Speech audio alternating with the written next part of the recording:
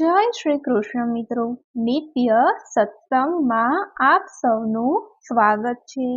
આજે આપણે સાંભળીશું દુર્ગા સપ્તશતી અધ્યાય 2 અને 3।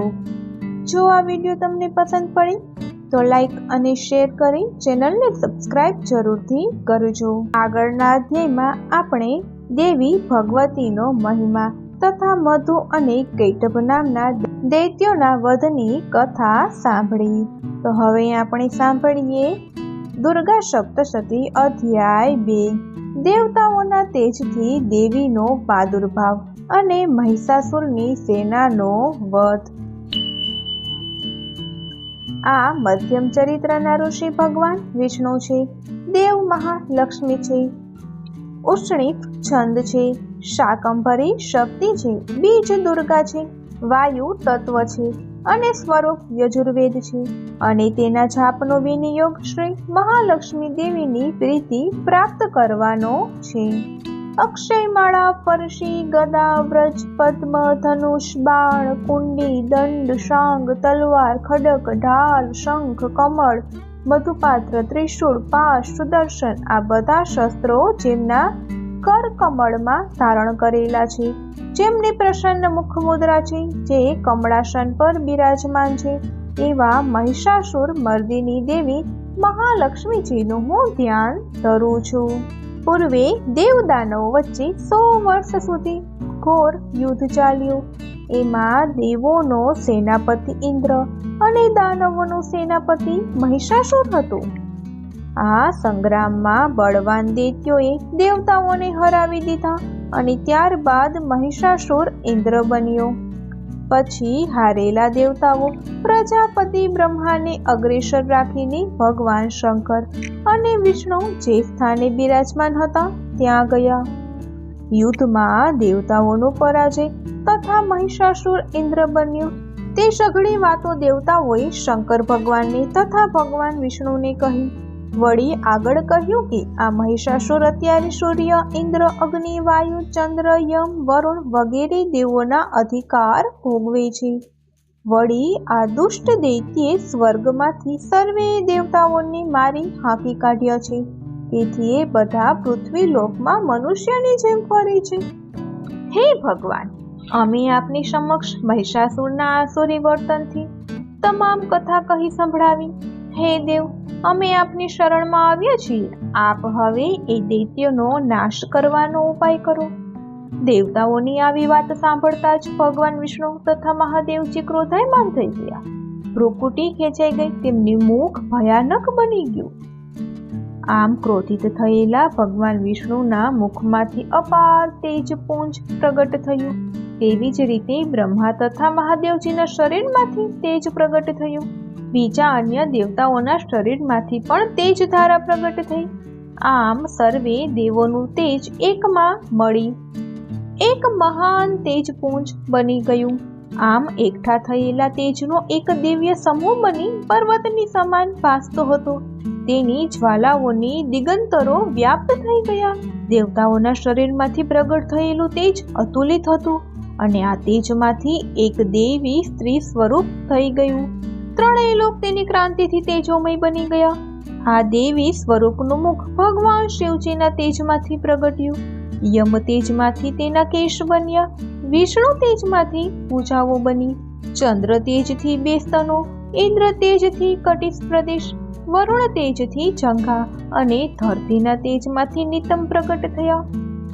બ્રહ્મ તેજથી ચરણ, સૂર્ય તેજથી પગની આંગળીઓ, વસુ તેજથી હાથની આંગળીઓ અને કુબેરના તેજમાંથી નાસિકા પ્રગટ થયા।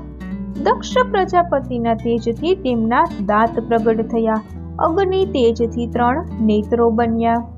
સંધ્યાના તેજથી 2 ભ્રુકુટી બની। વાયુ તેજથી 2 કાન બન્યા। બીજા અન્ય અવયવો જુદા જુદા દેવોના તેજથી પ્રગટ થયા। આમ દેવીના જુદા જુદા અંગોનું જુદા જુદા દેવતાઓના તેજપુંજથી પ્રગટ થયું ને આમ એક અતિ દેદીપ્યમાન દેવી સ્વરૂપ બનેલું મહિષાસુરથી ત્રાહિત બનેલા દેવોએ જોયું અને આનંદ પામ્યા। ત્યાર પછી સદાશિવે પોતાના ત્રિશૂળની શક્તિમાંથી એક ત્રિશૂળ બનાવી આપ્યું. વરુણ દેવી શંખ, અગ્નિએ શક્તિ, વાયુએ ધનુષ્ય બાણના ભાથા આપ્યા. ઇન્દ્રએ પોતાના વજ્રમાંથી બીજું વજ્ર તૈયાર કરી આપ્યું. વળી ઇન્દ્રે પોતાના ઐરાવત હાથીની ઘંટા કાઢી આપી. યમરાજાએ કાલદંડ, વરુણે નાગપાશ તેમજ કમંડળ અર્પણ કર્યા. સૂર્યદેવે પોતાનું અપાર તેજ દેવીના રોમે રોમમાં ભરી દીધું તથા કાળદેવતાએ ખડગ અને ઢાલ આપ્યા. ક્ષીરસાગરે અતિ સુંદર હાર આપ્યો તેમજ સદા એવા ને એવા જ રહે તેવા વસ્ત્રો આપ્યા. ચૂડામણી આપ્યો, 2 કાન કુંડળ આપ્યા, હાથના કંકણ તથા બધા હાથો માટે કડા, પગમાં ઝાંઝર અને કંઠ માટે સુંદર કંઠાભરણ, બધી જ આંગળીઓ માટે રત્ન જડિત વીંટીઓ આપી. પછી વિશ્વકર્માજીએ અતિ દિવ્ય પરશોની ભેટ ધરી તથા અભેવ એવું કવચ વગેરે શસ્ત્રો દેવીને ભેટ ધર્યા. દેવીને માથે તથા વૃક્ષ સ્થલે ધારણ કરવા માટે સમુદ્રે કદાપી કરમાય નહીં તેવા કમળોની 2 માળાઓ અને એક સુંદર કમળ હાથમાં આપ્યું. પર્વતરાજ હિમાચલે સવારી માટે સિંહ તથા રત્નો આપ્યા. કુબેર ભંડારીએ અમૃત પાત્ર આપ્યું. પૃથ્વી લોકને મસ્તકે ધારણ કરનાર શેષનાગ મણિ વિભૂષિત નાગહાર અર્પણ કર્યો. બીજા દેવોએ પણ આ મહાદેવીને વિવિધ પ્રકારના શસ્ત્રો આભૂષણો અર્પણ કર્યા. સર્વ દેવતાઓથી પૂજાયેલા આ મહાદેવી અટ્ટહાસ્ય કરી ઊંચા સ્વરે નાદ કરવા લાગ્યા. આ દેવીના આવા ભયંકર નાદથી આખું આકાશ મંડળ ખડખડી ઉઠ્યું અને મહાન પડઘો પડ્યો. આ ભયંકર નાદથી 3 લોક ખડખડી ઉઠ્યા. સમુદ્રો કંપી ગયા, પર્વતો ધ્રુજી ગયા. આ જોઈ દેવતાઓ અત્યંત હર્ષ પામ્યા અને સિંહ ઉપર સવારી કરનાર આ દેવીનો જય જયકાર કરી ઉઠ્યા. ઋષિ મુનિઓ સ્તુતિ કરવા લાગ્યા. આમ 3 લોકોને ખડખડેલું જોઈને દેવોના દુશ્મન રાક્ષસોએ પોતાનું સૈન્ય તૈયાર કરી દીધું. હથિયારો હાથ ધરી ઊભા રહ્યા. દેવીનો મહાનાદ સાંભળી મહિષાસુર બોલી ઉઠ્યો. અરે આ શું? ક્રોધાયમાન થયેલો મહિષાસુર સૈન્ય સાથે એક તરફ ખસી ગયો. દેવી જ્યાં સ્થિત હતા ત્યાં આવતા મહિષાસુરે જોયું તો તેમનું તેજ 3 ભુવનમાં વ્યાપેલું હતું. તેમના ચરણોથી પૃથ્વી એક તરફ નમેલી હતી. માથાના મુકુટના અગ્રભાગથી આકાશ અડકેલું હતું. જેમણે કરેલા ધનુષ ટંકારથી 7 પાતાળ ધણધણી ઉઠ્યા. પોતાના હજારો બાહુઓથી 10 દિશાઓ વ્યાપ્ત કરીને ઉભેલા દેવીને મહિષાસુરે જોયા અને આમ જોતા જ દેવતાઓની તરફ ઈર્ષા રાખનાર રાક્ષસોએ યુદ્ધ આરંભ્યું. યુદ્ધમાં વિવિધ શસ્ત્રો ફેંકાતા દિગંતમાં પ્રકાશ થઈ ઉઠ્યો. ચિક્ષુર અને ચાચર એવા મહિષાસુરના બંને સેનાપતિઓ પોતાની ચતુરંગી સેના સાથે યુદ્ધ કરવા લાગ્યા. ઉદગ્ર પોતાના 6000 રથો સાથે અને મહાક 10,000 રથો સાથે એમના બંને રાક્ષસો પણ યુદ્ધમાં જોડાયા. અસીલોમાં અસુર પોતાના 50 પ્રકારના વિવિધ શસ્ત્રો સાથે અને બાસ્કલ નામનો અસુર 8 લાખ રથો સાથે યુદ્ધમાં જોડાયો. અગણિત હાથી ઘોડાઓ અને 1 લાખ રથો લઈને પરિવારિત નામનો દૈત્ય તથા 5000 રથો લઈને બિડાલ નામનો અસુર યુદ્ધમાં લડવા લાગ્યા. બીજા કેટલાય દૈત્યો અમાપ હાથી ઘોડાઓ શસ્ત્રો લઈને રણ મેદાનમાં દેવી સાથે યુદ્ધ કરવા લાગ્યા. પોતાના અગણિત હાથી ઘોડાઓને દૈત્યોથી રક્ષાયેલો મહિષાસુર યુદ્ધ કરવા લાગ્યો. કોઈ અસુર શક્તિ ફેંકવા લાગ્યો તો વળી કોઈ ખડગનો ઘા કરવા લાગ્યો તો વળી કોઈ પાશના પ્રહારથી દેવીનો નાશ કરવા તૈયાર થયા.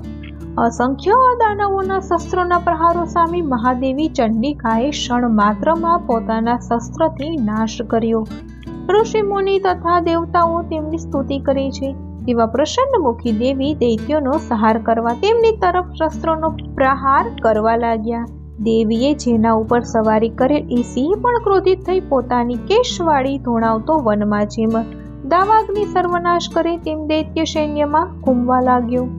રણ મેદાનમાં દેવી અંબિકાના નિશ્વાસોથી અગણિત ગણો ઉત્પન્ન થવા લાગ્યા અને ઉત્તેજિત થઈ પરશો, વિદિનપાલ તેમજ પટિશ જેવા વિવિધ આયુધોથી અસુરોનો નાશ કરવા લાગ્યા. દાનવોનો આમ સંહાર થતો જોઈ ગણો શંખનાદ કરવા લાગ્યા. કેટલાક ગણો મૃદંગ વગાડવા લાગ્યા. એ સમયે દેવીએ ત્રિશૂલ, ગદા આદિ વિવિધ ભયાનક શસ્ત્રોથી ભયંકર અસુરોનો નાશ કર્યો. ઘંટનાદથી મોહિત થયેલા કેટલાક દૈત્યોને ધરતી ઉપર પછાડ્યા, કેટલાકને પાશ વડે બાંધીને ખેંચ્યા, પોતાના ભયંકર ખડગ વડે કેટલાકને કાપી નાખ્યા, કેટલાકને ગદાના પ્રહારે ધરતી પર પછાડ્યા, કેટલાકના મુસળના પ્રહારથી લોહી ઓકવા લાગ્યા, તો વળી કેટલાક ત્રિશૂળના પ્રહારથી ચીરાઈ જઈ ધરતી ઉપર પડ્યા. રણ મેદાનમાં જે દૈત્યો આગળ હતા તેઓના આખા શરીર બાણોથી છેદાઈ ગયા હતા. તેઓએ પ્રાણને ત્યાગવા લાગ્યા. કેટલાકના હાથ કપાયા, તો કેટલાકના ગળા છેદાઈ ગયા, તો કેટલાકના ધડથી મસ્તક ધરતી ઉપર ગબડી પડ્યા, તો કેટલાક કમરથી કપાઈ ગયા, કેટલાકની આંખો ગઈ, તો કેટલાકની જાંઘો કપાઈ ગઈ, તો વળી કેટલાકના હાથ પગ ગયા, તો વળી કેટલાક તો ઊભે ઊભા ચીરાઈ ગયા. એમાં કેટલાક દૈત્યોના ખાલી ધડ ભૂમિ પરથી બેઠા થઈ વળી પાછા દેવી સામે યુદ્ધ કરવા લાગ્યા. કેટલાક તો વળી લઈપણાને પામેલા હોવા છતાં પાછા ફરી મસ્તક ધારણ કરી હથિયાર ધારણ કરી દેવી સામે યુદ્ધે ચડ્યા, તેમજ દેવીને ઊભા રહો એમ લલકારવા લાગ્યા. આમ ઘોર યુદ્ધમાં રણ મેદાન અસંખ્ય રથો, હાથી, ઘોડાના સબો, દાનવોના સબોથી ભરાઈ ગયું કે ત્યાં ચાલવાની જગ્યા પણ ન રહી. અને રણ મેદાનમાં દૈત્યો તથા હાથી ઘોડાઓના લોહીની નદીઓ વહેવા લાગી. અગ્નિ જેમ ક્ષણ માત્રમાં કાશના ઢગલાને ભસ્મીભૂત કરી નાખી, તે મહાદેવી અંબિકાએ અસુર સેનાનો જોત જોતમાં સંહાર કરી નાખ્યો. જે વખતે દેવીનો સિંહ પણ પોતાનું મસ્તક ધૂણાવતો રણ મેદાનમાં દૈત્યોના પ્રાણ ખેંચતો હતો તેમ ઘૂમતો હતો. દેવીના નિશ્વાસે જે ગણો ઉત્પન્ન થયેલા એમણે પણ એવું યુદ્ધ દૈત્યો સાથે કર્યું કે તે જોઈ દેવતાઓ અત્યંત હર્ષ પામી તેમની ઉપર પુષ્પવૃષ્ટિ કરવા લાગ્યા. ઇતિ શ્રી મહિષાસુર સૈન્યવધ નામનો બીજો અધ્યાય સંપૂર્ણમ. ઓમ તત્સત. હવે આપણે સાંભળીએ દુર્ગા સપ્તશતી અધ્યાય ત્રીજો, સેનાપતિઓ સહિત મહિષાસુરનો વધ. ઋષિ બોલ્યા, દાનવ સેનાનો આમ નાશ થતો જોઈને સેનાપતિ ચિક્ષુર ક્રોધાયમાન બની જગદંબાની સામે યુદ્ધ કરવા લાગ્યા. જેમ મેઘ જલ વૃષ્ટિથી મેરુ પર્વતને ભીંજવી નાખે તેમ ચિક્ષુર દેવી પર બાણોનો વરસાદ વરસાવા લાગ્યો. આ વખતે દેવીએ ચિક્ષુરના બાણોના એ પ્રવાહને લીલા માત્રથી નાશ કરી નાખ્યો, તેમજ તેના ઘોડા અને સારથીનો નાશ કરી નાખ્યો. દેવીએ ચિક્ષુરની ધજા તથા ધનુષ્યનો ક્ષણ માત્રમાં નાશ કર્યો. ધનુષ્યનો નાશ કરી પછી તેના દરેક અંગોનું પણ બાણોથી છેદન કર્યું. હતપ્રભ થયેલો ચિક્ષુર પોતાના સેનાપતિ સાથે રથ લઈને ધનુષને તલવાર લઈને દેવી સામે ખસી ગયો. અતિ વેગે ખસી આવીને ખડગથી દેવીના સિંહના મસ્તકે ઘા કર્યો તથા દેવીના ડાબા હાથે ઘા કર્યો. હે રાજન, જેવું ખડગ દેવીના હાથને અડ્યું કે તરત જ તેનો નાશ થઈ ગયો. પોતાના ખડગનો આપ નાશ થયેલો જોઈ અસુરે ત્રિશૂળ ઉપાડ્યું. આકાશમાંથી આવતા સૂર્ય કિરણો સમાન અતિ તેજસ્વી ત્રિશૂળ દૈત્યે મહાદેવી કાળકા ઉપર ફેંક્યું. ત્રિશૂળને આવતું જોતા પોતાનું ત્રિશૂળ દેવીએ સામે ફેંક્યું ને ચિક્ષુરના ત્રિશૂળના સેંકડો ટુકડા થઈ ગયા. ત્યારબાદ દેવીએ ચિક્ષુરનો પણ વધ કર્યો. ચિક્ષુરનો વધ થયેલો જોઈ મહિષાસુરનો બળવાન સેનાપતિ ચામર દેવી સામે યુદ્ધ કરવા આવ્યો. તેણે દેવી તરફ શક્તિનો પ્રહાર કર્યો, પરંતુ જગદંબાના હુંકાર માત્રથી જ શક્તિ તેજ રહિત બની ધરતી ઉપર પટકાઈ પડી. શક્તિ નામ પડી ગયેલી જોઈને ચામર અતિ ક્રોધમાં આવી ગયો અને તેણે પોતાનું ત્રિશૂળ ફેંક્યું, પરંતુ દેવીએ બાણથી તેનો નાશ કરી દીધો. અને ત્યાં જ દેવીનો સિંહ છલાંગ મારી ચામરના હાથીના મસ્તક ઉપર જઈ બેઠો ને ચામર સામે યુદ્ધ કરવા લાગ્યો. ચામર અને સિંહ યુદ્ધ કરતા જમીન પર પડ્યા. સામસામે અતિ ક્રોધમાં એકબીજા ઉપર પ્રહાર કરવા લાગ્યા. ત્યારે સિંહે એકદમ જ આકાશ તરફ છલાંગ લગાવી ચામર ઉપર પડી પોતાના પંજાની થપાટ મારી ચામરનું મસ્તક ધડથી જુદું કરી નાખ્યું. આ બાજુ દેવીએ પણ વૃક્ષો અને પહાડો, શિલાઓનો પ્રહાર કરી ઉદ્ગત નામના દૈત્યનો નાશ કર્યો તથા દાંત, મુષ્ટિકા અને થપ્પડો મારી કરાલ નામના દૈત્યને પણ મારી નાખ્યો. આમ અતિ ક્રોધિત થયેલા દેવીએ ઉદ્વત નામના રાક્ષસને પોતાની ગદાના પ્રહારથી ભોંય ભેગો કરી નાખ્યો અને ભેદીપાલથી વાષ્કલ નામના અને બાણથી તામ્રાસુર નામના દૈત્યને તેમજ અંધકાસુર નામના દૈત્યનો નાશ કર્યો. ત્રિનેત્રી પરમેશ્વરીએ ત્રિશૂળથી ઉગ્રાશય, ઉગ્રવીર્ય તેમજ મહાનનું નામના રાક્ષસનો નાશ કર્યો. બિડાલ નામના અસુરનું તલવારથી મસ્તક છેદી નાખ્યું અને બાણોથી દુર્મુખ નામના દૈત્યને યમસદન પહોંચાડી દીધો.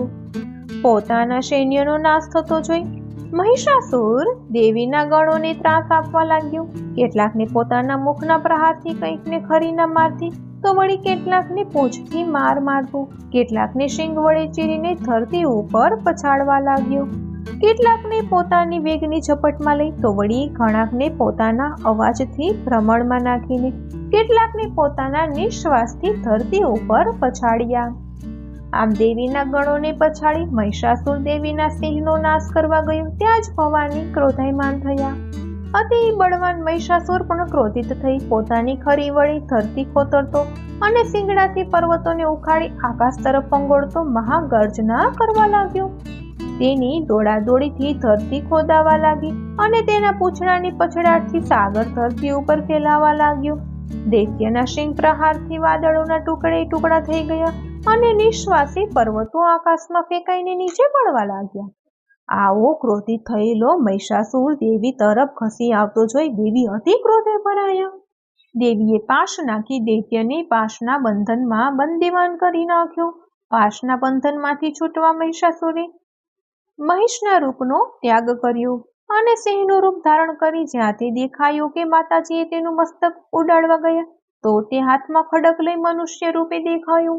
એ જ વખતે દેવીએ તે મનુષ્ય રૂપ ધારેલ કરેલ અસુરને ખડક તેમજ બાણોથી વીંધી નાખ્યો. પરંતુ એટલામાં તો તેણે મોટા હાથીનું રૂપ લઈ લીધું. તેણે હાથીના રૂપમાં ગર્જના કરીને દેવીના સિંહને સૂંઢ વડે ખેંચવા લાગ્યો. ત્યાં તો માતાજીએ પોતાના ખડકથી તેની સૂંઢ કાપી નાખી. તો મહિષાસુરે હાથીના રૂપનો ત્યાગ કરી બીજી વખત મહિષનું રૂપ ધારણ કર્યું અને ત્રણેય લોકને ત્રાસ આપવા લાગ્યો.